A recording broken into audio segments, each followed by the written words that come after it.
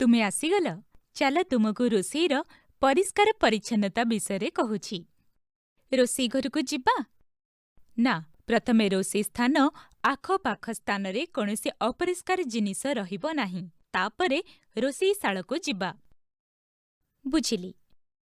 ଏବେ ରୋଷେଇଶାଳ ଭିତର ଭଲ ଭାବରେ ପରିଷ୍କାର କରିବା। ଏହି ସ୍ଥାନଗୁଡ଼ିକ ପ୍ରତି ବିଶେଷ ଧ୍ୟାନ ଦେବା।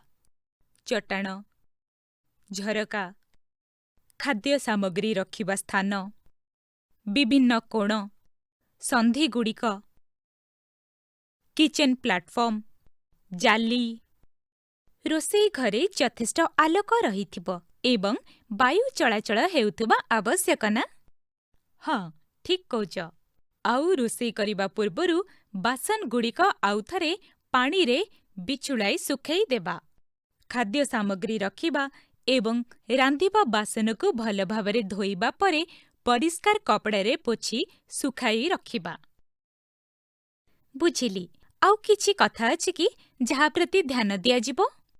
ହଁ, ଏହି ବିଷୟ ପ୍ରତି ଧ୍ୟାନ ଦିଆଯିବ ଯେ ସଫା କରିବା ପାଇଁ ସମସ୍ତ ଜିନିଷ ଯେପରିକି ଝାଡ଼ୁ, ପୋଛା, କପଡ଼ା ସବୁ ଭଲ ଭାବରେ ଧୋଇ ରଖୁଛ। ଆଉ କିଛି କଥା? ହଁ, ହାତାହାତି ସଫା କରିବେ।